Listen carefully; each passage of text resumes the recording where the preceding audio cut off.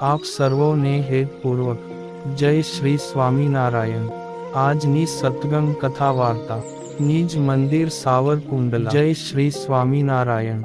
આજે આપણે શ્રી હરિના વન વિચરણના ચરિત્રની કથા સાંભળશું।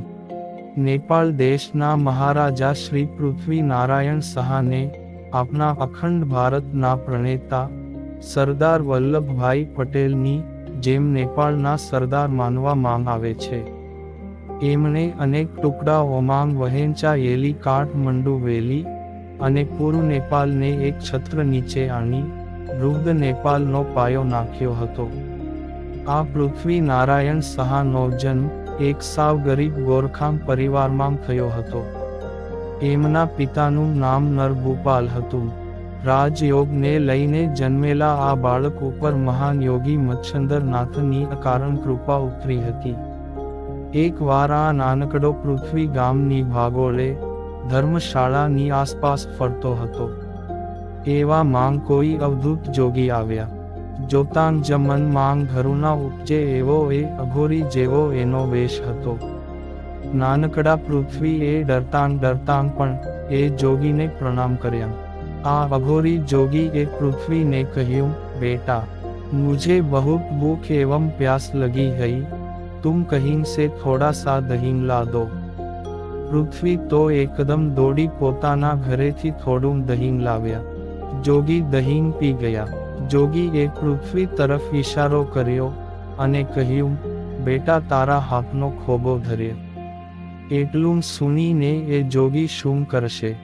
એના કશા જ અનુમાન વિના નાના એવા પૃથ્વીએ હાથનો ખોબો ધર્યો। જોગીએ પોતાના મુખમાં દહીંનો ઘૂંટડો ભર્યો અને પૃથ્વીના ખોબા માંગ કોગળો કર્યો અને આદેશ કર્યો, યહ દહીં તું પી જા।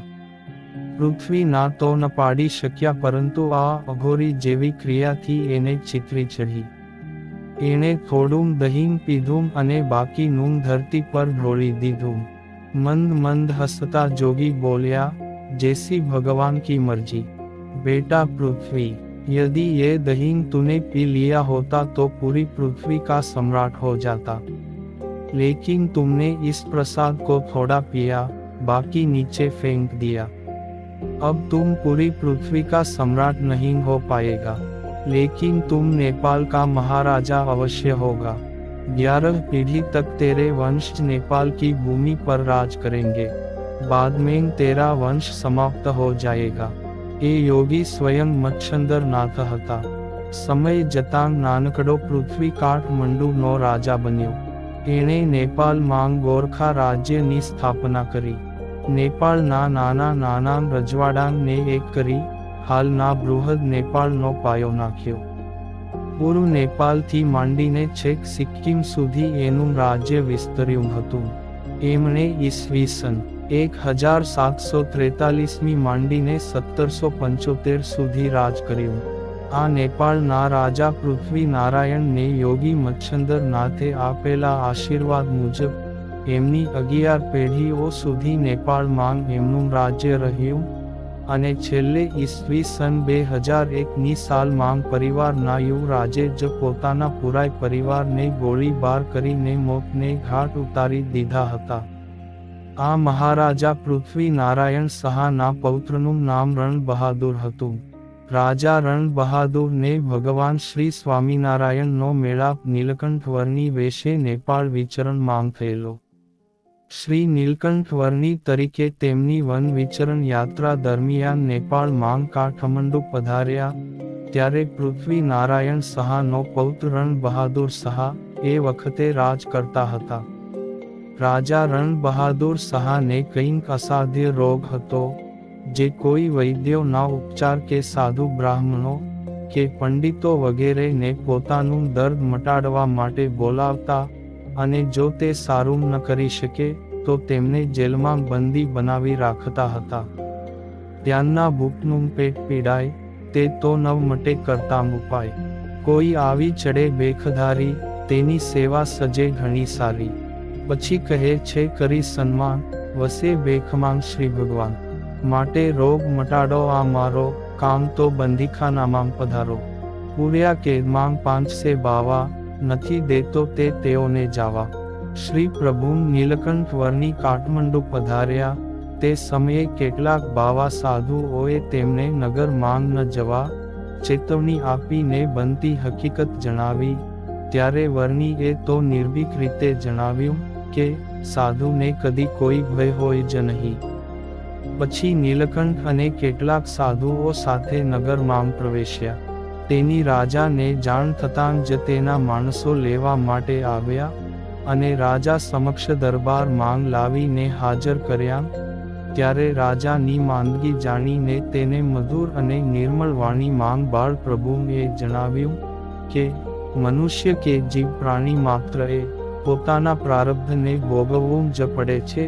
તેને કોઈ મંત્ર તંત્ર કે કિમિયાગાર મટાડી શકે તેમ નથી અને ભગવાનના નિયમોનું કોઈ ઉલ્લંઘન કરી શકે નહીં.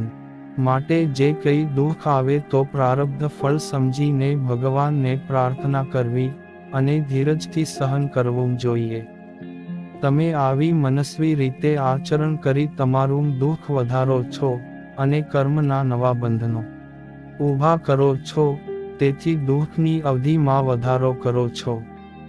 નીલકંઠ વર્ણીનું મન મોહક રૂપ તેજસ્વી આભા ને આવી ખુમારી ભરેલ વાણી સાંભળીને રાજાને પોતાની ભૂલ સમજાણી અને પોતાના કર્મો માટે બહુ માફી માંગી અને શ્રી પ્રભુને પોતાનું દર્દ મટાડવા કહ્યું. ભક્તિ કરે કષ્ટ હરી ઘટાડે, શૂળી લખી સોય વડે મટાડે. હઠે કરી જે પ્રભુ પાસ માંગે, તેનું કદી કષ્ટ પ્રભુ ન ભાંગે. રાગુમ કર્યાથી નહીં તે આવે, ડરે નહીં તે જન જો ડરાવે. પોતે મરે કે પરને વિદારે, હરિ ન તેથી દુઃખથી ઉગારે. કરુણા મૂર્તિ નીલકંઠ પ્રભુએ જળ મંગાવ્યું અને રાજાને હાથમાં પાણી આપી સંકલ્પ કરાવ્યો અને તે પાણી પી જવા કહ્યું.